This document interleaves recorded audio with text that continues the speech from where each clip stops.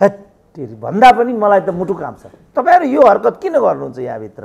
कस्तो विडम्बना छ देशको। अया तपाईहरु यो जागिर कसरी खाइरहनु भएको छ? तपाईहरुलाई अप्ठ्यारो लाग्दैन? आजभोलि त न्यायाधीशहरुलाई नि खुल्लम खुल्ला बिचौलिया भन्न थालेका छन् मान्छेहरु। उनीहरुको नाम कानुन व्यवसायी थिएन, उनीहरुको नाम बोका थियो। तपाईहरुले अघि कसले भन्नुभयो, उहाँले नै भन्नुभयो पढाइ लेखाइको कुरा। तपाईहरुले पढाइ लेखाइ गर्नु भएको छ र अदालतमा? यदि तपाईहरुले पढाइ लेखाइ गर्नु भएको भए देशको प्रधान न्यायाधीश कार्यकारीको प्रमुख भएर बस्दो हो। पढे लेखेको न्यायाधीशले गर्ने व्यवहार हो यो। तपाईले के ठान्नु भएको? तपाईकै गाडीमा चढेर म मेरो घरमा जाउँला भनेर सोच्नु भएको तपाईले? बरु म सुरेनजीसँग पैदल यहाँबाट त्यहाँ जानको लागि मन्जुर गर्छु, तर म तपाईको गाडीमा चढेर आफ्नो घर जान्न। म देख्थेँ कृष्णप्रसाद भण्डारीलाई अहिले पनि हामी देख्छौँ पुतली सडकमा अहिलेका जो जौडे वकिलहरू छन्, बोकाहरू कालो गाडीमा हिँड्छन्, ठुल्ठुलो कुरा गर्छन्, कुम हल्लाउँछन्। तर मलाई लाग्छ गणेश राजजीले कहिले पनि त्यो सुविधा प्रयोग गर्नु भएन। चोलेन्द्र शमशेरलाई प्रधान न्यायाधीशको श्रृङ्खलामा ल्याएर जोड्दाखेरि सायद म एकजना मात्रै मान्छे थिएँ नेपालमा, कोही अर्को थियो भने बोले पनि हुन्छ यहीँबाट, तर मेरो विचारमा त्यो व्यक्ति म मात्रै थिएँ जसको पोजिसन के थियो भनेदेखि चोलेन्द्र शमशेरलाई अन्यान्य तरिकाले सर्वोच्चमा पुर्याइएको छ। चुनाव हार्नुहोस् जित्नुहोस् त्यसले त्यत्रो महत्त्व राख्दैन। देश पीडित छ, त्यसैले यो मुक्तिका लागि यो न्यायालयभित्र हडतालबाजी गर्न पाइन्छ? कुन राष्ट्रमा हडतालबाजी गरिएको दृष्टान्तहरू छ? झोले भन्नुभयो नि हाम्रो दीपकजीले, झोलेहरूको चाहिँ त्यहाँ यस्तो गडजोड हुन्छ, झोले भन्दा अर्को आइ नै पुग्दैन।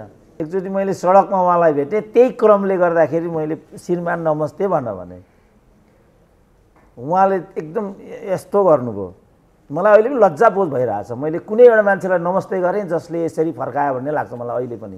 हाम्रो दीपक गेवालीजी यहाँ हुनुहुन्छ, राजकाजमा पनि बस्नु भएको छ।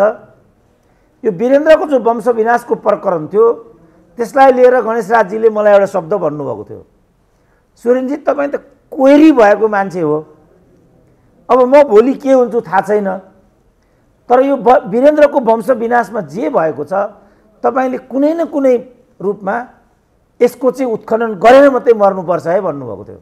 शम्भु थापा त पर्नुहुन्छ नै। अहिले शम्भु थापाको जुन रोल मैले देखेर मैले अनेक ठाउँमा सार्वजनिक रूपमा त्यसलाई लिएर बोल्नु पर्यो, किनभने पछिल्लो कालमा उहाँहरूले न्यायालयभित्र जे खालको एउटा पोजिसन बनाउनु भयो त्यसले न्याय क्षेत्रलाई उठाएन भन्ने लाग्यो मलाई। नेपालमा हाम्रो राजनीतिको विकृति कस्तो पुग्यो भनेदेखि त्यो अब भनिरहनु पर्दैन, देखिहाल्नु भएको छ दिनै, न कुनै सिद्धान्त, न कुनै हैन, न कुनै इमान्दारिता। अब खबरदारी गरेर आइरहेको छु म। प्रतिष्ठित व्यक्तित्वहरू यो स्वतन्त्र कानुन व्यवसायी समूहबाट यस पटकको नेपाल बारको निर्वाचनमा प्रतिस्पर्धा गर्ने उम्मेदवार मित्रहरू, वरिष्ठ अधिवक्ताहरू, सञ्चारकर्मी साथीहरू, समुपस्थित महिला सज्जन, म कानुन क्षेत्रबाट त धेरै पर हुँ, मेरो पृष्ठभूमि कानुन पनि छैन। 37 सालमा कानुनमा पनि गर्नुपर्छ कि भनेर भर्ना त भएको थिएँ नेपाल लमा, फेरि के भयो मैले त्यसलाई पूर्णता दिन पाइनँ। पिएचडी 52 सालमा पिएचडी पछि मैले सोसियोलोजीमा पनि भर्ना गरेको थिएँ पढ्नु पर्यो भनेर, इतिहासले पुग्दैन कि क्या हो भन्ने लागिरहेको थियो। पछि यही विषयलाई गर्नु पर्यो, यसबाट जहाँ पुगिन्छ हेरौँ भन्ने भयो, यहाँसम्म आइएको छ। बीचमा यो कानुन भन्ने जो पत्रिका थियो त्यो कानुन पत्रिकाले चाहिँ मलाई के कारणले पनि लगातार लेख्नमा र कार्यक्रमहरूमा सहभागी गराउन थालेपछि झन्डै 15 वर्षको त्यस अन्तरालमा कानुन क्षेत्रका धेरै लब्ध प्रतिष्ठित न्यायकर्मीहरू, अधिवक्ताहरू र त्यसमा लेख्ने पढ्ने चिन्तन गर्नेहरूको बीचमा मैले अलिकति समाहित हुने मौका पाएँ। त्यही बेला मेरो वरिष्ठतम न्यायाधीशहरू रायमाझी, के रायमाझी हुनुहुन्थ्यो, कृष्णजङ रायमाझीसँग त एउटा कुन चाहिँ समितिमा म बसेको पनि थिएँ। कृष्णजङ रायमाझी, त्यसपछि खिलराज रेग्मी रामप्रसाद श्रेष्ठ, विश्वनाथ उपाध्याय, यो खालका अलिकति सहकार्य गर्न चाहने, किनभने कानुनी क्षेत्रको एउटा समस्या के छ भने ब्युरोक्रेसी बढी नै छ त्यहाँभित्र। त्यो ब्युरोक्रेसी अघि ओलिगार्कीको कुरा आयो, एरिस्टोक्रेसी पनि त्यहाँ बढी नै छ। एकजना प्रधान न्यायाधीश केशव शर्मा यस्तै उपाध्याय के भने जस्तो लाग्छ, भर्खर बित्नुभयो कि जस्तो पनि लाग्छ मलाई। एकचोटि मैले सडकमा उहाँलाई भेटेँ, त्यही क्रमले गर्दाखेरि मैले श्रीमान नमस्ते भने उहाँले एकदम यस्तो गर्नुभयो, मलाई अहिले पनि लज्जाबोध भइरहेछ। मैले कुनै एउटा मान्छेलाई नमस्ते गरेँ जसले यसरी फर्कायो भन्ने लाग्छ मलाई अहिले पनि। त्यो प्रवृत्ति हाबी छ कानुन क्षेत्रभित्र। दमननाथ ढुङ्गानासँग पनि लामो समयसम्म चाहिँ सङ्गत गरियो, बद्रीबहादुर कार्कीसँग पनि गरियो। यो सब हेर्दाखेरि मलाई के लाग्छ भने कानुनी क्षेत्रका लब्ध प्रतिष्ठित न्यायमूर्तिहरू, अधिवक्ताहरू जस्तो प्रकाश बस्ती हुनुभयो, हरिहर दाहाल हुनुभयो, हाम्रो पवन कुमार ओझा हुनुभयो, सायद माथिल्लो तहका सबै कानुन व्यवसायहरूसँग म कुनै न कुनै रूपमा जोडिने मौका पाएँ। यो अन्तरालमा जुन मेरो ल्याकत होइन, मेरो हैसियत होइन, मेरो क्षेत्र पनि होइन, हुँदाहुँदै पनि जोडिन पाउनु भनेको, हुँदाहुँदै पनि त्यो अनुभव साटासाट गर्न पाउनु भनेको मेरो जीवनकै एउटा अहोभाग्य जस्तो थियो। तर त्यो समयको प्रवाहमा हिँड्दा हिँड्दै कानुन क्षेत्र आज जहाँ आइपुगिराखेको छ, नेपालको न्याय क्षेत्र जहाँ आइपुगेको छ, न्यायाधीश र कानुन व्यवसायीहरूलाई जसरी अपमानित गरिएको हामीले सुन्नु परिराखेको छ, त्यो कमसेकम सही कुरा होइन। आजभोलि त न्यायाधीशहरूलाई नै खुल्लम खुल्ला बिचौलिया भन्न थालेका छन् मान्छेहरू। हरिकृष्ण कार्कीको अघि पनि यहाँ कुरा आयो, हरिकृष्ण कार्की कहाँ त म दिनको एकपल्ट जस्तो म उहाँको कार्यकक्षमा नै पुग्थेँ। त्यो खालको मित्रता पनि उहाँसँग भएको थियो पछिल्लो चरणमा मेरो। उहाँ अहिले सर्वोच्चमै हुनुहुन्छ, प्रधान न्यायाधीशको लाइनमा हुनुहुन्छ। जसरी न्यायालयभित्र एउटा हुर्मतको परिपाटी छिरेको छ, भोलि के हुन्छ केही पनि भन्न सकिँदैन। मुख्य कुरा चाहिँ त्यहाँ पुगेका न्यायमूर्तिहरूको त्यत्रो राष्ट्रिय प्रतिष्ठा छ जस्तो लाग्दैन जो हिजो थियो। लक्ष्मण अर्यालले त्यति बेला मलाई पढाउँदाखेरिको एउटा लाइन मलाई अहिले पनि सम्झना आउँछ, कानुन व्यवसायी भनेका चाहिँ आधुनिक समाजका सन्तहरू हुन् भन्नुहुन्थ्यो। मलाई हाँस उठ्थ्यो। सबैभन्दा दुर्गन्धित एउटा झोला बोकेर हिँड्ने वकिल कसरी सन्त हुन सक्छ? यो त हुनै नसक्ने कुरा हो। किनभने हाम्रो टोपबहादुर सिंहको एउटा लेख र एउटा अभिभाषण म अहिले पनि सम्झिन्छु। त्यो बेला कानुन क्षेत्रमा जोडिएका मान्छेहरू अथवा न्यायमूर्तिहरू समेतलाई, अथवा खास गरी जो कानुन व्यवसायीहरू हुन्थे, उनीहरूको नाम कानुन व्यवसायी थिएन, उनीहरूको नाम बोका थियो। कस्तो बदनाम, त्यो नामै कस्तो खराब भने नि। अनि पेसा पनि त्यही गर्नुपर्ने। पछिल्लो कालमा त यस्तो किसिमको एउटा न्यायालय क्षेत्रभित्र चाहिँ विषको प्रविष्ट भयो। समयको प्रवाहमा उनीहरूको पेसा, उनीहरूको व्यक्तित्व, उनीहरूको छवि उज्यालो र तेजिलो भएर जानुपर्नेमा जहाँ यो आइपुगेको छ, हामीले बुझ्नुपर्ने विषय चाहिँ यो हो। विश्वनाथजीसँग मेरो अन्तरङ्ग कुराकानी हुने गर्थ्यो। यो टनकपुर मुद्दामा उहाँले अलिकति प्रसिद्धि पाउनुभएको थियो। पछिबाट त्यो मध्यावधिको प्रकरणले गर्दाखेरि उहाँलाई वास्तवमा बाँच्न नै सम्भव भएन। त्यही व्यथाले उहाँ दिवंगत हुनुभयो। वास्तवमा एउटा कुरा उहाँले मलाई भन्नुभएको थियो, दुईटा ठुला न्यायाधीशहरूले, न्याय क्षेत्रका व्यक्तित्वहरूले भनेको कुरा म अहिले पनि सम्झिन्छु। गणेशराज शर्मासँग पनि मेरो अन्तरङ्गको सम्बन्ध भएको थियो, यही अघि मैले भनेको कानुनको पृष्ठभूमिमा।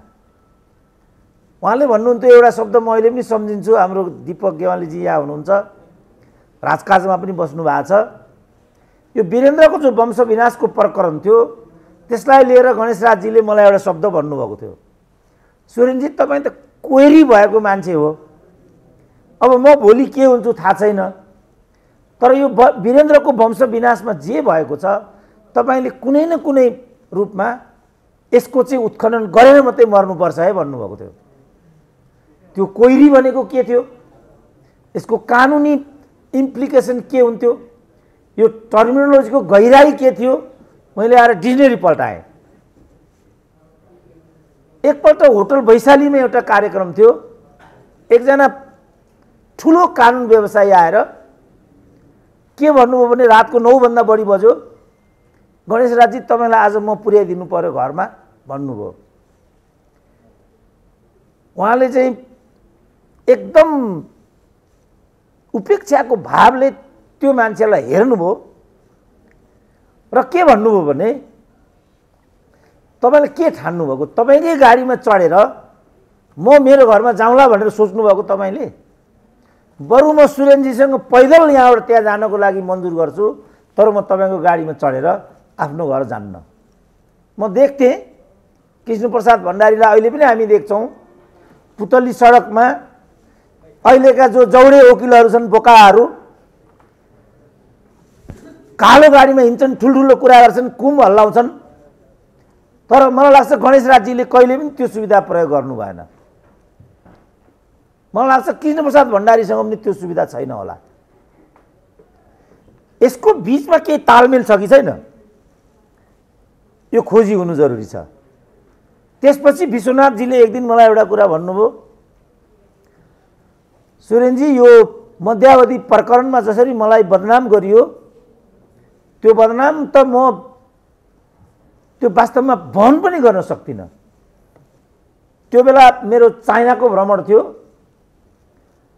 सायद कानुन मन्त्री हुनुहुन्थ्यो सुभाष चन्द्र नेमाङ, मेरा पनि मित्र हुनुहुन्छ, अघि मैले भनेको क्रोनोलोजीमा उहाँ पनि पर्नुहुन्छ, शम्भु थापा त पर्नुहुन्छ नै। अहिले शम्भु थापाको जुन रोल मैले देखेर मैले अनेक ठाउँमा सार्वजनिक रूपमा त्यसलाई लिएर बोल्नु पर्यो, किनभने पछिल्लो कालमा उहाँहरूले न्यायालयभित्र जे खालको एउटा पोजिसन बनाउनु भयो त्यसले न्याय क्षेत्रलाई उठाएन भन्ने लाग्यो मलाई। चोलेन्द्र शमशेरलाई प्रधान न्यायाधीशको श्रृङ्खलामा ल्याएर जोड्दाखेरि सायद म एकजना मात्रै मान्छे थिएँ नेपालमा, कोही अर्को थियो भने बोले पनि हुन्छ यहीँबाट, तर मेरो विचारमा त्यो व्यक्ति म मात्रै थिएँ जसको पोजिसन के थियो भनेदेखि चोलेन्द्र शमशेरलाई अन्यान्य तरिकाले सर्वोच्चमा पुर्याइएको छ। पछिबाट जब नरहरीको किताब प्रकाशित भयो, कानुन मन्त्री रहनुभयो, मेरा पनि मित्र हुनुहुन्छ, युनिभर्सिटीबाट आउनुभएको छ उहाँ, त्यो किताबको जुन चोलेन्द्र शमशेर नियुक्ति सम्बन्धी प्रकरणको रातो पाटीमा जो च्याप्टर प्रकाशित भयो त्यो पढेपछि मलाई चोलेन्द्र शमशेरको विषयमा जे मेरो पोजिसन थियो, जे म भनेर आउँथेँ, त्यसमा मलाई पश्चातापको अनुभूति भयो।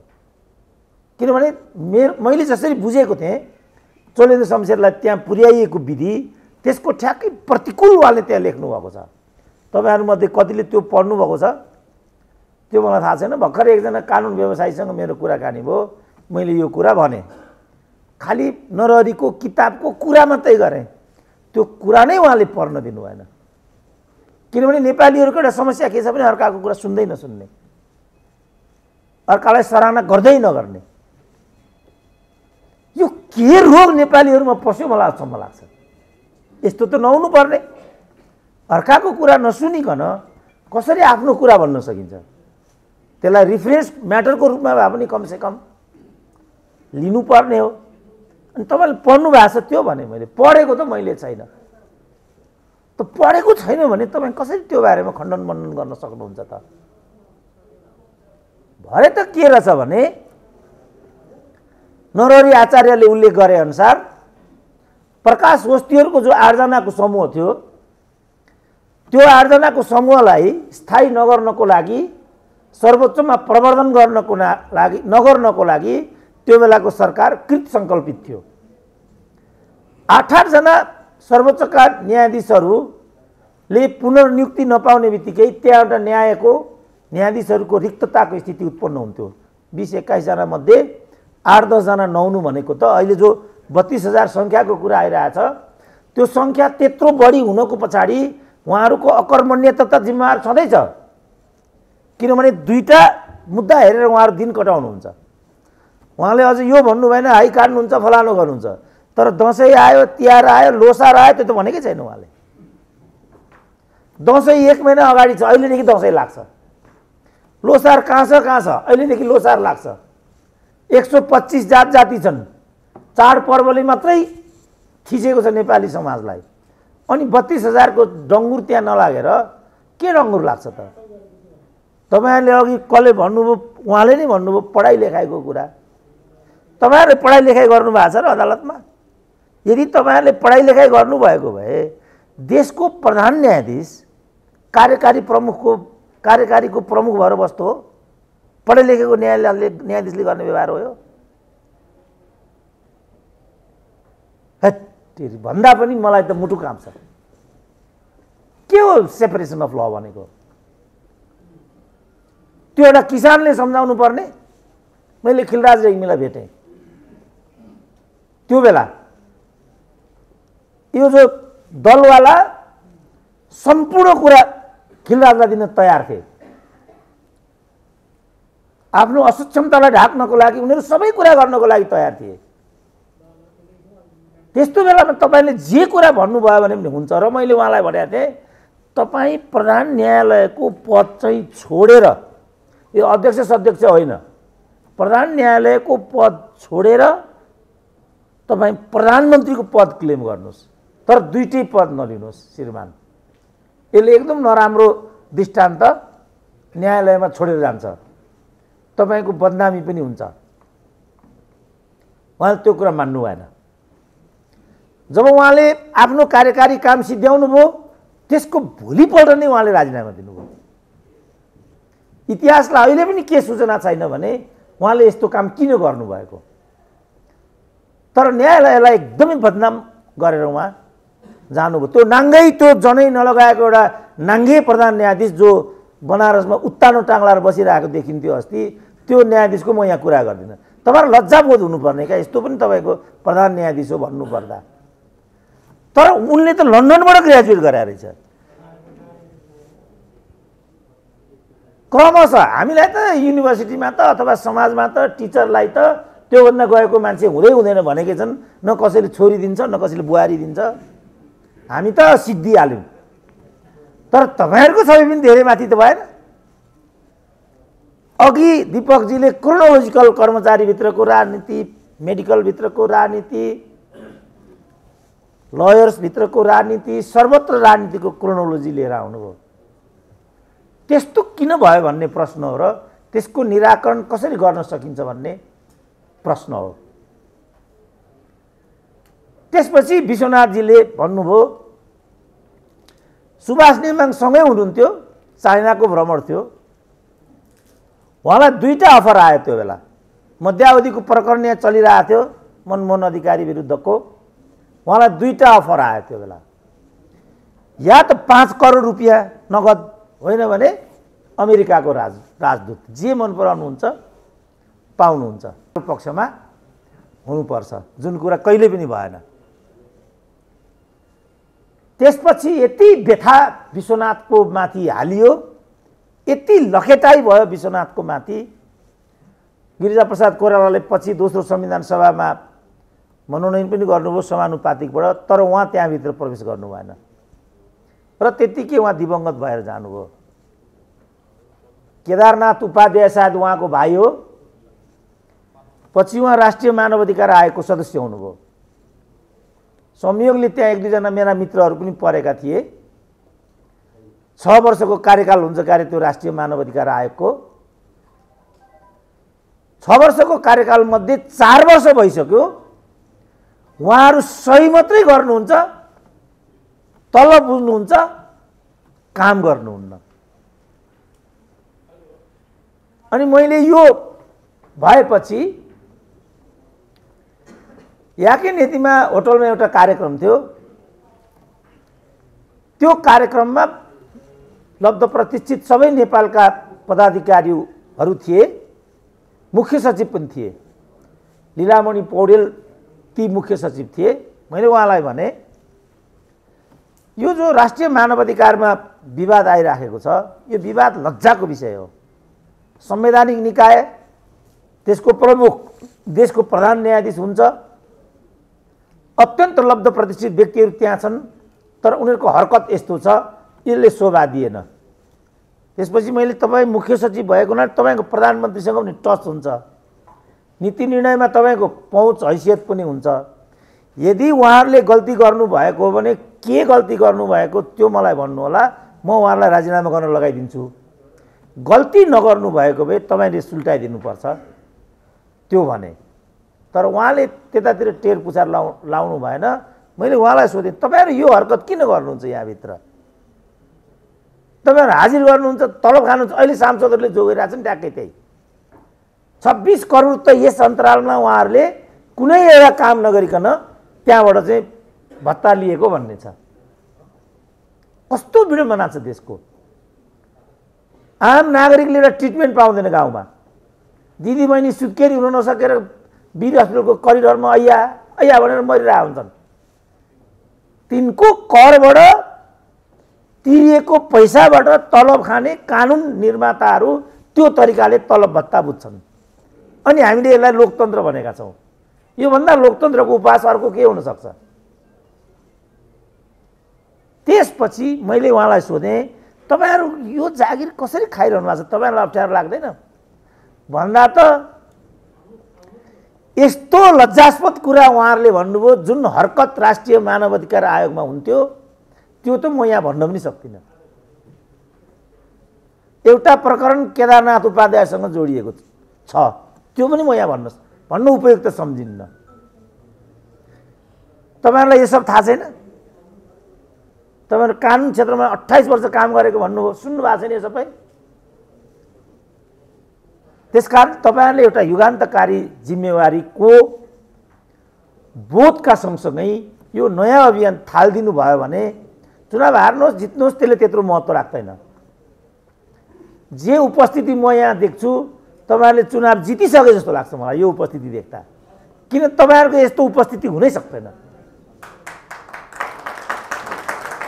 किनभने अघि झोले भन्नुभयो नि हाम्रो दिपकजीले, झोलेहरूको चाहिँ त्यहाँ यस्तो गडजोड हुन्छ, झोलेभन्दा अर्को आइ नै पुग्दैन। तर त्यो सब झोलालाई फोडेर तपाईँहरू यहाँ आइपुग्नुभयो, मलाई अचम्म लाग्यो। 8 जना 9 जना हाम्रो वकिल आएर, हाम्रो इल्यागरे वकिल भन्छु म उहाँलाई, ड्याम बारमा लात हान्दाखेरि कहाँ हुनुहुन्थ्यो तपाईँहरू? यी त वकिल हुनुहुन्छ बिचरा, त्यो वकिलले गर्ने काम हो त्यो? त्यस्तो हुन्छ हाम्रो शैली? त्यसले हाम्रो एउटा चारित्रिक स्खलन देखाउँछ। रेस्पेक्ट गर्नुपर्छ सिनियरलाई, श्रीमान भन्नुपर्छ। एउटा भङ्जिया कहाँबाट 10 दुनियाँ गरेर चाहिँ न्यायाधीश परेको छ, त्यसलाई नत्र किन श्रीमान भन्नुपर्ने? हामीले थाहा छैन ऊ के हो भनेर। तर कानुनको गरिमा र मर्यादाको लागि हामीले श्रीमान भनेको नि उहाँलाई। त उहाँले त्यसलाई चाहिँ बोध गरिदिनु भएन भने त्यो शब्दकै अनर्थ भएन। त्यसकारण म लामोतिर नलागिकन यहाँ मित्र आउनुभयो, मलाई धम्क्याउन आउनुभयो जस्तो लाग्यो।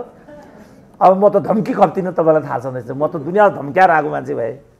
त्यसकारण म त्यो धम्की खप्नेपट्टि जान्न, हाम्रो भाषणलाई सिद्ध्याउनेपट्टि जान्छु। तपाईँहरूले मलाई मौका दिनुभयो, हकारेको नठान्नु होला, म तपाईँहरूको मित्र हुँ, तपाईँहरूको शुभचिन्तक पनि हुँ। र कानुनी क्षेत्रको लागि चाहिँ गएको 4-5 वर्ष एकदमै सङ्घर्ष गरेर आइरहेको छु। म खबरदारी गरेर आइरहेको छु। म कानुनका जो उपभोक्ताहरू हुन् उनी पीडित भएको हुनाले न्यायालयभित्र जे कुरा भइराखेको छ, गलत भइराखेको छ भन्ने आवाज पनि सँगसँगै दिएर आइरहेको छु। राजधानीमा बसेको हुनाले, अघि मैले भनेको पृष्ठभूमिको कारणले, धेरै न्याय क्षेत्रका साथीहरूसँग मेरो सत्सङ्ग भएको हुनाले अब म गणेश राजजीलाई त बारम्बार सम्झिन्छु।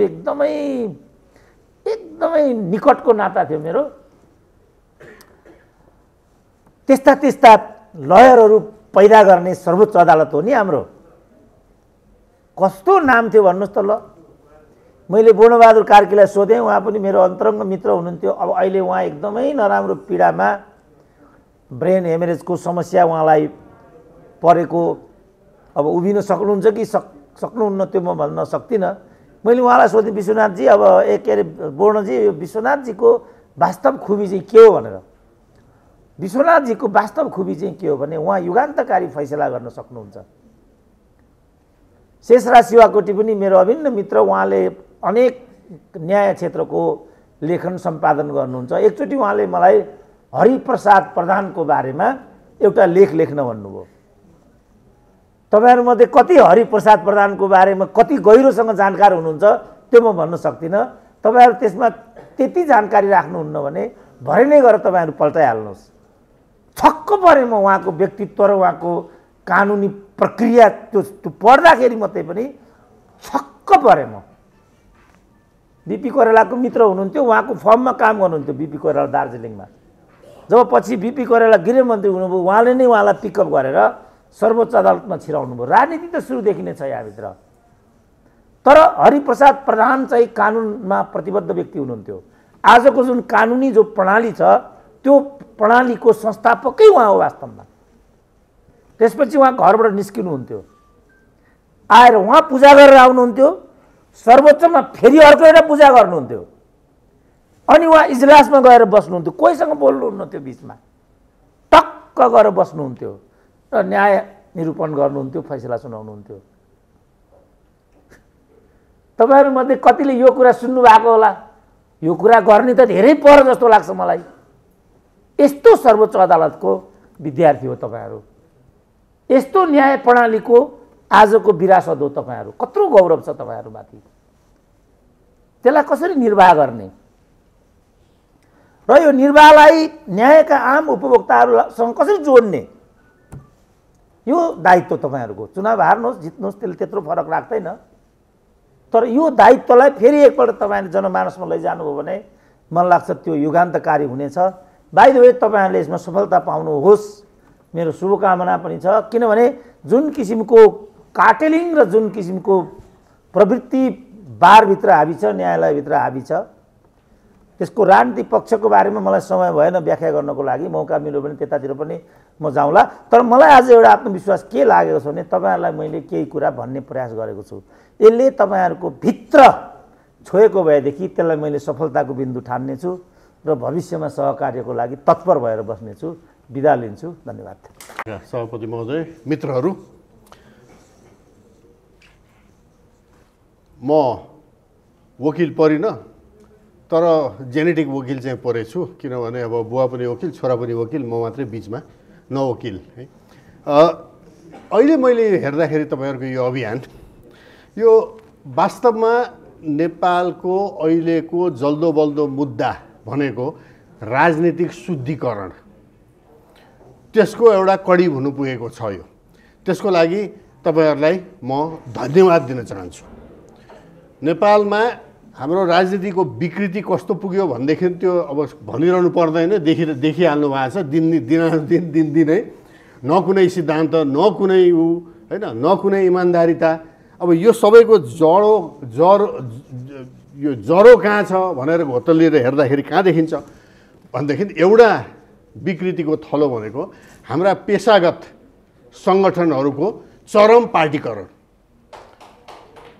मेरै आफ्नो संस्था नेपाल इन्जिनियर्स एसोसिएसन, जसको म लाइफ मेम्बर हुँ है, अस्ति भर्खर चुनाव भयो।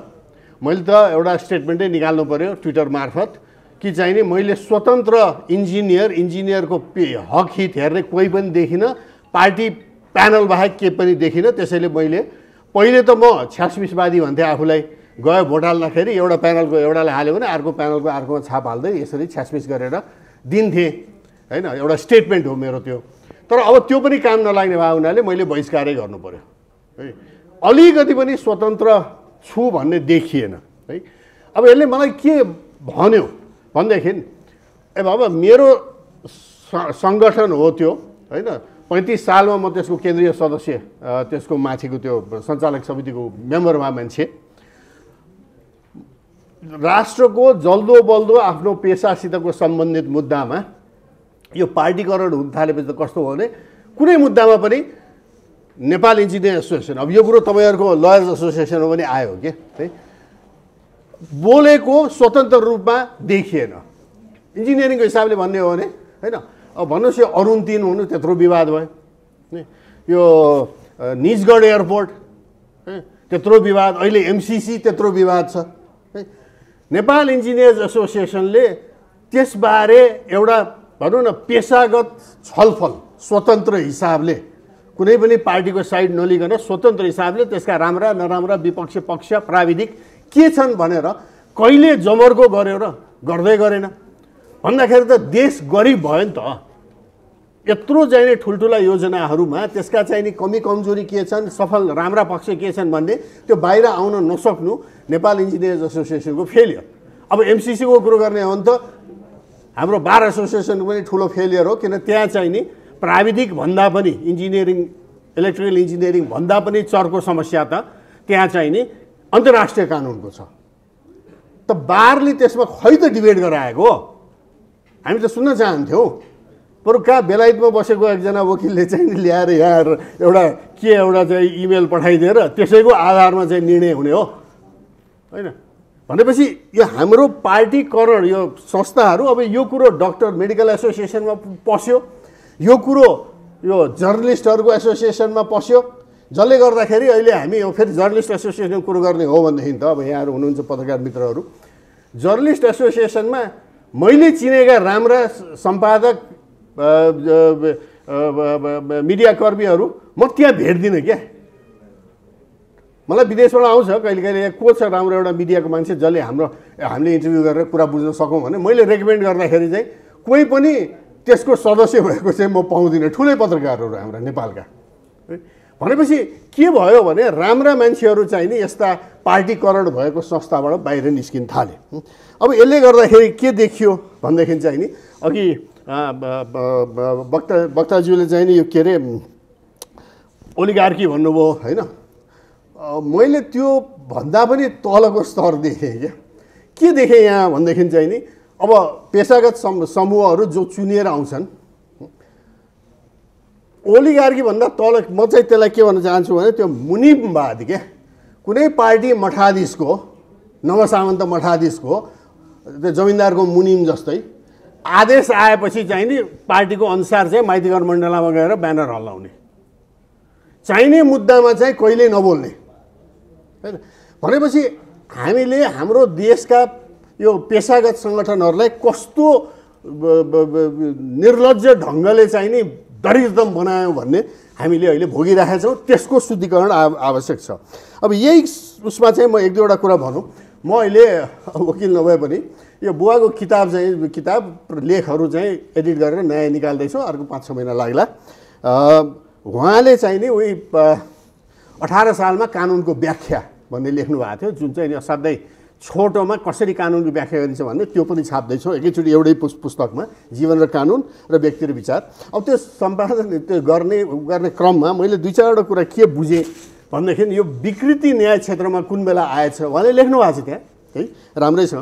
अब 12 वर्ष महान्यायाधिवक्ता भएको र पछि कानुन मन्त्री पनि भएको मान्छे है।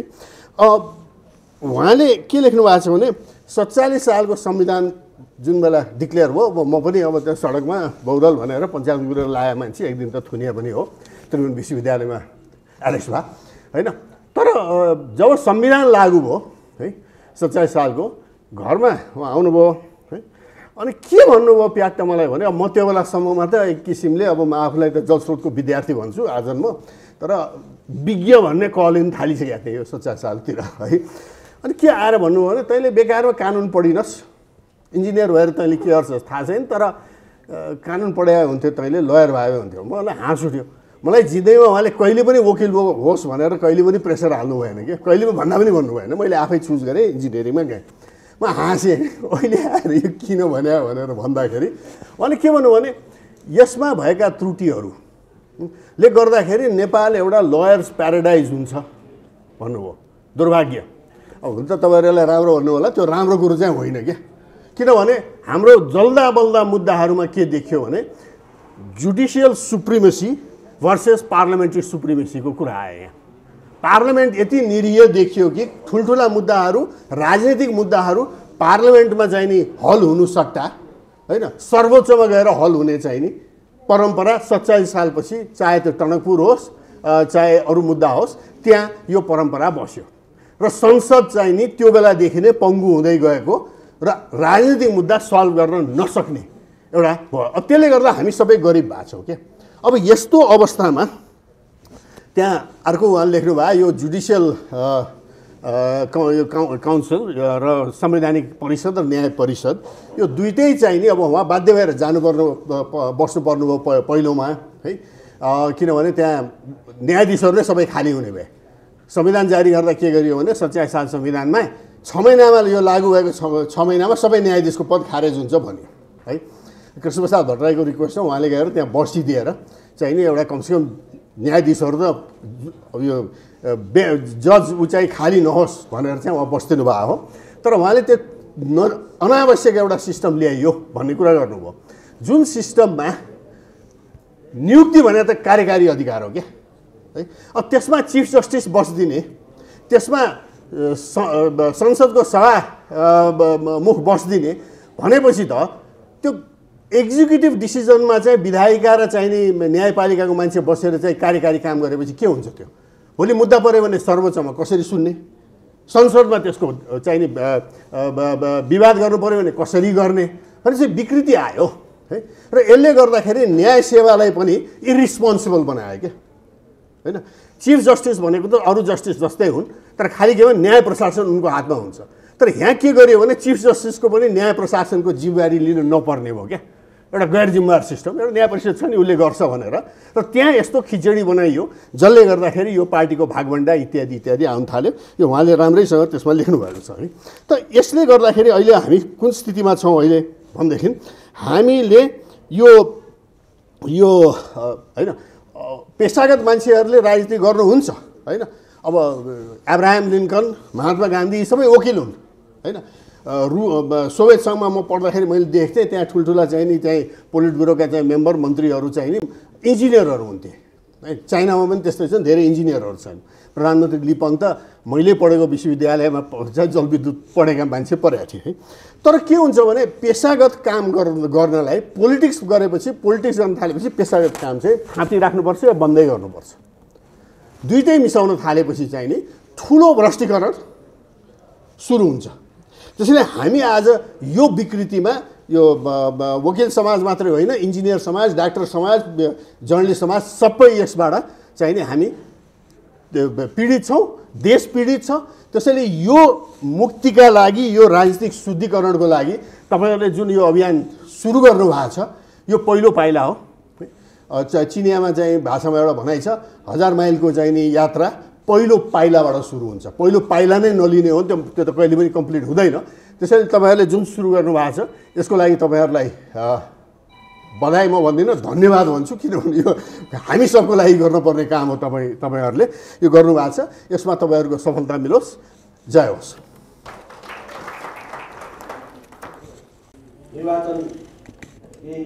मन्त्रीज्यू, ड्यासमा आसीन वरिष्ठ अधिवक्ताज्यूहरू, विभिन्न मिडिया क्षेत्रबाट आउनुभएका मिडियाकर्मीज्यूहरू, सञ्चारकर्मीज्यूहरू, पत्रकारज्यूहरू, नागरिक समाजका प्रबुद्ध वर्गज्यूहरू र यहाँ उपस्थित हुनुभएका हामीलाई सहयोग दिन, मोटिभेसन गर्न, उत्साह दिन आउनुभएका तमाम गण्यमान्य व्यक्तित्व वर्गहरू। धेरै कुराहरू त हामीले पटक पटक भन्दै आइरहेका छौँ, तथापि पनि अब आज धेरै कुराहरू सिनियर एडभोकेट व्यक्तित्वको हैसियतले उहाँहरूले जस्टिसको सन्दर्भमा, न्यायालयको सन्दर्भमा, रुल अफ लको सन्दर्भमा, शक्ति पृथकीकरणको सन्दर्भमा, संविधानवादको सन्दर्भमा धेरै कुराहरू उहाँहरूले व्याख्या गरिसक्नु भएको छ। सारगर्भित रूपमा त्यो राखिसक्नु भएको छ। त्यही क्रममा मन्त्रीज्यूबाट सारगर्भित रूपमा अहिले समसामयिक विषयलाई उहाँले छोटोमा र एकदमै इम्प्रेसिभ ढङ्गले प्रस्तुत गरिसक्नु भएको छ र बाँकीमा हाम्रो प्रमुख अतिथिज्यू हुनुहुन्छ। फेरि समय सँगसँगै हामीले यसलाई चाहिँ फेरि छलफल गर्दै जानेछौँ। विशेष गरी के हो भने आज हामी यो विभिन्न ढङ्गले हाम्रो साथीहरू अहिले देश दौडामा छन्, कोही त विदेश दौडातिर पनि गइराख्नु भएको छ भन्ने कुराहरू सुनि आइरहेछ। हामी चाहिँ त्यसो नगरेर हामी किन अहिले यसरी परिचयात्मक कार्यक्रम र सबैको चाहिँ आशीर्वाद, सहयोग, सल्लाह, सुझाव, मोटिभेसन लिएर यसरी जाने भन्ने कुरा गरेका छौँ भने हाम्रो मान्यता, हाम्रो विचार, हाम्रो सिद्धान्त, हाम्रो उद्देश्य, हाम्रो लक्ष्य, हाम्रो मिसन, हाम्रो भिजन, हामीले गर्नु चाहेका कुराहरू र अहिले भइरहेका कुराहरूको बिचमा के कस्तो अन्तर्य छ, अन्तर्द्वन्द्व छ अनि हामी अगाडि बढ्नुपर्छ भन्ने कुराहरू केही कुराहरू राखौँ भन्ने हिसाबले यो भएको, यो हाम्रो उपस्थिति नै पनि काफी छ। त्यसो भएको हुनाले आज हामीले यसरी यो समयसम्म आउँदै गर्दाखेरि हामीले जुन न्यायालयमा भएको पटक पटक हुने गरिरहेको जुन विसङ्गति, विकृति, व्यथिति, यो सिन्डिकेट, यो भ्रष्टाचार, यो विभिन्न प्रकारको व्यथितिहरूको विरुद्धमा, विसङ्गतिहरूको विरुद्धमा हामीले पटक पटक, तपाईँ हामी सबैले पटक पटक आवाज उठाउँदै आइरहेको हो। तथापि पनि ती आवाजको बावजुद पनि यो किसिमको चाहिँ यो अदालतभित्र भइरहेको, जुडिसियरीभित्र भइरहेको, जुडिसियरी र एक्जिक्युटिभ भित्र भइरहेको नेक्सस, जुडिसियरी र व्यवस्थापिका भइरहेको नेक्सस, जुडिसियरी र विभिन्न राष्ट्रिय अन्तर्राष्ट्रिय शक्तिहरू भइरहेको नेक्सस कहिलेसम्म? हामी इन्डिपेन्डेन्स अफ जुडिसियरी भन्ने, तर इन्डिपेन्डेन्स अफ जुडिसियरी हुनको लागि, इन्डिपेन्डेन्स अफ जुडिसियरी बन्नको लागि के हामीले दिएका छौँ, के हामीले सोचेका छौँ, ती कुराहरू हामीले सोच्नुपर्छ कि पर्दैन? इन्डिपेन्डेन्ट अफ जुडिसियरी बन्नको लागि, इन्डिपेन्डेन्ट, इम्पार्सियल र कम्पिटेन्ट जुडिसियरी बन्नको लागि जुडिसियरीलाई जहिले पनि हामीले साथ सहयोग कसरी गर्नुपर्छ, कुन ढङ्गले गर्नुपर्छ, यसको स्ट्रक्चर कसरी हुनुपर्छ, संविधानमा उल्लेख भएका कुराहरू पालना गर्नुपर्छ पर्दैन? त्यसमा चाहिँ संविधान सँगसँगै सरकारदेखि लिएर सम्पूर्ण एउटा यो जुडिसियरीसँग गाँसेको विभिन्न अवयवहरू छन्, ती कुराहरूले हामीले यसलाई कुन रूपमा हामीले मलजल गरिरहेका छौँ र कुन रूपमा हामीले भत्काइरहेका छौँ, त्यो कुराहरूलाई पनि हामीले ख्याल गर्नुपर्छ पर्दैन? ती कुराहरू हामीले यहाँ पटक पटक हामीले विभिन्न ठाउँहरूमा भन्दै गर्दाखेरि, विभिन्न क्षेत्रहरूमा भन्दै गर्दाखेरि, कुरा उठाउँदै गर्दाखेरि यो न्याय जगतमा एक प्रकारको तरङ्ग आयो। हाम्रो न्यायालय भनेको चाहिँ संसारमै कहीँ नभएको एउटा न्यायालय जहाँ चाहिँ धेरै दिनसम्म चाहिँ न्यायाधीशहरूले चाहिँ तपाईँको चाहिँ एक प्रकारको तपाईँको चाहिँ हडतालबाजी गरेर उहाँहरू उत्रिनु भयो। न्यायालयभित्र हडतालबाजी गर्न पाइन्छ? कुन राष्ट्रमा हडतालबाजी गरिएको दृष्टान्तहरू छ? उहाँहरू पनि त कानुनकै विद्यार्थीहरू, साहित्यको विद्यार्थीहरू त होइन नि, साइन्सको विद्यार्थीहरू त होइन नि, सोसियोलोजीको विद्यार्थीहरू त होइन नि, चिकित्सा शास्त्रको विद्यार्थीहरू त होइन नि, कानुनै पढेर आउनुभएको। यदि कानुन पढेर आउनुभएको भने कानुनमा कानुनको लिगालिसी के छ, कानुनवादको सिद्धान्त के छ, यसको विधिशास्त्रीय दृष्टिकोण के छ, संविधानवाद के हो, त्यो अनुसार जानुपर्छ कि पर्दैन?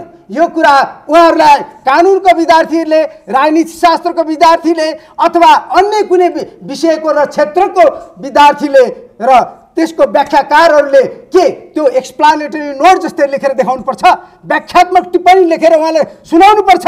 यदि होइन भने उहाँले जान्नुपर्छ, यदि होइन भने उहाँले थाहा पाउनुपर्ने हो कि यो प्रकारको चाहिँ कम्पिटेन्ट जुडिसियरी, इन्डिपेन्डेन्ट जुडिसियरी र इम्पार्सियल जुडिसियरीमा यी बेसिक स्ट्रक्चरहरू, यी फन्डामेन्टल फ्याक्टर्सहरू हुन्। यी फन्डामेन्टल फ्याक्टर्सहरूको अभावमा यो कम्पिटेन्ट जुडिसियरी हुँदैन, इम्पार्सियल जुडिसियरी हुँदैन, स्वच्छ जुडिसियरी हुँदैन, सक्षम जुडिसियरी हुँदैन, निष्पक्ष जुडिसियरी हुन सक्दैन। त्यसो भएको हुनाले उहाँले आफ्नो कुराहरूलाई सिंहावलोकन गर्ने हो भने, अवलोकन गर्ने हो भने, पुनर्मूल्याङ्कन गर्नुभयो भने उत्तरमा आउँछ के? उत्तरमा आउँछ के भनेदेखि उहाँहरूले जुन प्रकारले पहिलादेखि नै एक प्रकारको जुडिसियरीमा, जुन प्रकारले किताबन्दी जुडिसियरीमा, जुन प्रकारको एक विथिति जुडिसियरीमा, जुन प्रकार 32,000 भन्दा बढी केसेसहरू छन्। अघि नै पनि वरिष्ठज्यूले भन्नुभयो एक दिनमा कम्तीमा पनि 26 वटा केसेसहरू पेशीमा चढ्छन्, 2टा मात्र हेरिन्छ। कतिपय 2टा हेर्ने कुरा त होइन, एउटा पनि हेर्दै नहेरिकन टाइममा 10 साढे 10 बजेमा चाहिँ जुडिसियल काउन्सिलको रुल अनुसार सुरु हुनुपर्ने हाम्रो बेन्चहरू कति बजे 12 बजे 12:30 बजे त्यसपछि टी टाइम भइहाल्छ त्यसपछि टाउको दुख्छ त्यसपछि हाई आउँछ त्यसपछि अनि को मान्छे आएछ कस्तो मान्छे आएछ बहस कसरी गर्दैछ मलाई फाइदा छ कि घाटा छ यस्ता कुराहरू हुन्छन् अनि जुडिसियरी कसरी चाहिँ अनि मुद्दाहरू हुन्छन् जस्टिस डिनाइड ढिलाइ गरेर न्याय दिनु भनेको न्याय नदिनु हो अनि यसरी जुडिसियरीमा यस्तो ढिलाइ विलम्ब गरियो भने न्याय पाएन भने यो जिन्दगीमा न्याय पाएन भने के परलोकमा पाइन्छ के परलोकमा पनि उहाँहरूको चाहिँ बेन्च बस्दैछ भने भनियोस् सुनिश्चित गरियोस् नजिकहरू स्थापित गरियोस् त्यसै तरिकाले चाहिँ कुरा गरौँला होइन भने यो उहाँहरूको एकल काठे उहाँहरूको आफ्नो मनगणन्ते उहाँहरूको आफ्नो प्रकारको मनोविज्ञान र उनीहरूको जुन किसिमको चाहिँ एउटा स्केप्टिसिजम छ त्योबाट बाहिर आउनु पर्यो उहाँहरू बाहिर आउनु पर्यो र त्यसलाई सहयोग गर्नु परेन सहयोग गर्नु हुँदैन कसैले पनि कुनै पनि क्षेत्रले चाहे व्यवस्थापिका होस् चाहे कार्यपालिका होस् चाहे अन्य पालिका होस् चाहे लयर्सहरूले किन नहुन् तर हाम्रो देशको सन्दर्भमा धेरै लयर्सहरूले जुडिसियरीलाई सहयोग गर्नु त कता हो कता जुडिसियरीभित्र आन्दोलन भयो न्यायालयभित्रमा विधिको शासन संविधानवाद होइन शक्तिकरण र सन्तुलनको लागि विधिको किताबहरू लिएर जानुपर्नेमा ढुङ्गा मुढा लिएर गएपछि त्यहाँ न्याय पाउँछन् जनताले कसरी विश्वास गर्ने आज कोभिड पछि समाजको धेरै ठाउँहरूमा धेरै विषयहरूमा धेरै परिस्थितिहरूमा जताततै अन्याय पाएछन् मान्छेले चाहिँ ड्रप पाउन नसकेर पानीको सफा थोपा नपाउन पाएर मरिरहेका छन् अन्याय भइरहेको छ मान्छेलाई ती अन्याय देख्दाखेरि ती अन्याय र व्यथित विसङ्गतिले मान्छेहरू सुसाइड गरिरहेका छन् सुसाइड दर बढिरहेको छ मान्छेको मानसिक मनोविज्ञान बिग्रेर गइरहेको छ र यस्तो अवस्थामा मानिसहरूले के सोच्छन् भने अन्तिम निकाय र अन्तिम क्षेत्र भनेको त जुडिसियरी हो जुडिसियरीले कम्तीमा हामीलाई न्याय दिन्छ हामीलाई यो क्षेत्रमा अन्याय भयो त्यो क्षेत्रमा अन्याय भयो तर जुडिसियरीले यसरी मुखदर्शक भएर तर जुडिसियरीले यसरी न्याय र संविधानवादलाई विधिको शासनलाई नै पनि चाहिँ पर गएर गर्यो भने के त्यो सम्भव छ संविधान भनेको देशको मूल कानुन हो संविधान भनेको बेसिक स्ट्रक्चर हो अरू भनेको सुपर स्ट्रक्चर हो अरू कुराहरूलाई छोडिदिनुपर्छ यी कुराहरू यी विषयहरूमा धेरै कुराहरू चाहिँ हामीले पटक पटक भन्दै गयौँ छलफल गर्दै गयौँ कुरा उठाउँदै गयौँ होइन यस्तो विषयमा धेरै अन्तर्राष्ट्रिय सिद्धान्तहरू इम्पेरियलिस्ट भर्सेस रजनीकान्त बोस 1922 मा जतिखेर चाहिँ तपाईँको महात्मा गान्धीलाई चाहिँ सत्याग्रह आन्दोलनमा पक्रेर राखिदिए गर्दाखेरि वकिलहरूले चाहिँ विरोध प्रदर्शन गर्दै गर्दाखेरि अदालतको डिसिजनमा यसरी गर्न मिल्दैन तपाईँहरूको भनेको न्यायका रक्षक आवाज हो तपाईँहरू भनेको न्यायको रक्षक आवाज हो त्यो भएको हुनाले तपाईँले न्यायको बर्खिलाफमा जुडिसियरीको बर्खिलाफमा जानु हो भने अरूले आक्रमण गर्छन् त्यस्तो खालको डिसिजन भयो धेरै यस्ता केसहरू छन् ह्यारिस उपल भर्सेस युनियन अफ इन्डिया 2003 को केसहरू होस् चाहे अमेरिकन केसेसहरूमा हामी भन्न सक्छौँ federal commission trade versus superior trade liars association 1989 को cases greatest happiness of the largest number living in the society भनेर डिसिजनहरू भएको छ यसको मतलब कसैले आफ्नो इन्ट्रेस्टहरू फुलफिल गर्दै गर्दा अर्काको इन्ट्रेस्टहरूमा हँगामा मचाउन मिल्दैन त्यसले गर्दाखेरि यो लयर्सहरू दे आर सोसल इन्जिनियर्स जजेस are social engineers balancing of interest within little friction and least waste जान्नु पऱ्यो नि त यो कुराहरू तर त्यसरी नजानिकन आफ्नो तरिकाले यसरी चाहिँ होइन दुनियाँलाई तमासा देखाएर नौटङ्की देखाएर त्यसमा पनि फेरि चाहिँ हामी घुस खुवाउँछौँ हामी घुस खुवाउन पाउनुपर्छ हाम्रा चाहिँ के अरे क्लाइन्टहरूले घुस खुवाउँछन् न्यायाधीशहरू घुस खान्छन् यस्ता कुराहरूको चाहिँ बढी चाहिँ प्रचारबाजी भयो उहाँहरूको नै बढी चाहिँ ठुलो चाहिँ तपाईँको चाहिँ के भयो भने हाई भयो योभन्दा रिसेन्टली भएको तपाईँको चाहिँ यो अधिराज्यव्यापी चाहिँ तपाईँको चाहिँ हाम्रो जुन चाहिँ एउटा लयर्सहरूको चाहिँ एउटा चाहिँ इकाइहरू छ इकाइहरूलाई कम्तीमा पनि 3 वर्षमा एउटा चाहिँ हामीले न्यायिक क्षेत्रका विभिन्न गतिविधिको विषयमा छलफल गर्नको लागि चाहिँ एउटा चाहिँ हामीले चाहिँ सम्मेलन गर्छौँ त्यो सम्मेलनमा किन ठुला मान्छेहरू आएनन् हैन किन सुशील पन्त आउनु भएन किन ठुल्ठुलो व्यक्तिहरू आउनु भएन त्यसको हामीले उत्तर खोजेका छौँ त्यसको पछाडि हामीले सोचेका छौँ कि छैनौँ त्यसलाई त्यसको पछाडिको उत्तर के हो भने यो जुडिसियरी भित्र सिन्डिकेट छ नातावाद कृपावाद छ तपाईँको यस्तो प्रकारको तपाईँको जुडिसियरीमा धेरै व्यक्तिहरूले आफ्नो नाता गोताका मान्छे, मामा भान्जा छोरा छोरी सोल्टा सोल्टी, इभन अब त गर्लफ्रेन्डसम्म पनि गरिरहेछ कुरा भन्ने कुरा सुनिरहेछ। अनि यस्तो भएपछि तपाईँको अनि जुडिसियरीमा अनि न्याय हुन्छ, जनताले न्याय पाउँछन्। कहाँबाट न्याय पाउँछ? लेट द ह्युमन बी फल, बट जुडिसियल एक्टिभिजम और कन्स्टिट्युसनलिजम मस्ट बी एक्जिक्युटेड। प्रिन्सिपलहरू यस्ता यस्ता छन्, तर हाम्रो त त्यसको बर्खिलापमा त्यसको बर्खिलापमा कामहरू भइरहेछ। यी तमाम कुराहरूको कारणले गर्दाखेरि आज हामीले चाहिँ यो खालको अभियान, यो खालको क्याम्पेन चाहिँ साथ के अरे युवाहरूको साथ, युवा भनेको चाहिँ जोस, परिवर्तन, केही गरौँ, कोही चेन्जेस ल्याउनु भन्ने खालको कुरा हो। युवा भनेको चाहिँ तपाईँको युवा त्यो युवा होइन जो युवा भएर पनि उसले परिवर्तन गर्न सक्दैन। युवा त्यो युवा हो जो यहाँ ड्यासमा हुनुहुन्छ, उहाँहरूमा शक्ति छ, जोस छ, बोल्नु भएको छ। यहाँ धेरै देख्छु हामीभन्दा सिनियर व्यक्तिहरू हुनुहुन्छ। त्यसले गर्दाखेरि त्यो खालको परिवर्तनको लागि हामीले काम गर्नुपर्छ, त्यो खालको परिवर्तनको लागि अगाडि बढ्नुपर्छ भनेर हामीले काम गरेका छौँ। यति हुँदै फेरि सर्टली भन्छु, यत्रो प्रोग्राम गरियो, यहाँ त धनी धनी होइन, चोलेन्द्र जबर आएको चाहिँ पैसा आयो कि डोनेसन आयो कि कुरा उठ्न सक्छ। मैले भन्ने गरेको छु, मैले रोडमा पनि भन्ने गरेको छु, मैले आजसम्म एक पैसा लिएको छ र त्यस्तो खालको थाहा भयो कुनै न्यायाधीशलाई घुस खुवाएको, त्यसको माथि म संलग्न भएको थाहा भयो भने मलाई पक्रेर रत्न पार्कमा फाँसी लगाइयो सरकार। मैले त्यो भनेको छु। अहिलेदेखि नै मेरो बैंक अकाउन्ट नम्बरहरू सार्वजनिक गर्छु, चेक गरियोस्। म मेरो साथीहरूको पनि पक्षमा पनि मैले छलफल गरेर यो कुराहरू भन्दैछु र गरियोस्। र अहिलेसम्म पनि त्यस्तो किसिमको कुनै भएको छ भने मलाई सार्वजनिक ठाउँमा चाहिँ फाँसी गरियोस्। र म यी सबै कुराहरूबाट, यी सबै किसिमको लाभ र फाइदाबाट पर गएर केही गर्न सकिन्छ कि यङ जेनेरेसनलाई। मैले वर्षौँ वर्ष 20-25 वर्ष पढाएँ। मैले मोन्टेसरीदेखि मास्टर डिग्रीसम्म पढाएँ। त्यो पढाउने क्रममा कतिपय हाइकोर्टका न्यायाधीशहरूदेखि लिएर डिस्ट्रिक्ट कोर्टका वरिष्ठहरू पनि छन्। यद्यपि म वरिष्ठ होइन, मैले न्यायाधीश बन्ने लाइफमा सपना देखेको छैन। म टिचिङमै रमाउँछु। मेरो विद्यार्थीहरू भोलि कोर्ट जानुपर्छ, यस्तो व्यथितिको विरुद्ध मैले बोल्नुपर्छ भन्ने मान्यताले म यहाँ आएको छु र धेरै कुराहरू आगामी दिनहरूमा पनि बोल्ने भएको हुनाले आजलाई यति नै राखेँ। धन्यवाद। है त यहाँ आइसकेको छ तपाईँको